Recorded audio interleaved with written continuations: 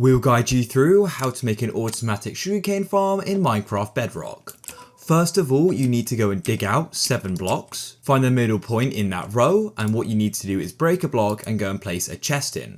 Now come and place a hopper going into that chest, hold shift and click on it so it goes into it, and what you need to do is go and hold shift and click so each hopper goes into the middle one. Now grab a block of your choice and start building around it, just make sure you leave a row of blocks behind them. Now what you need is to go and grab the mud, and what you need to do is go and place that over the hoppers.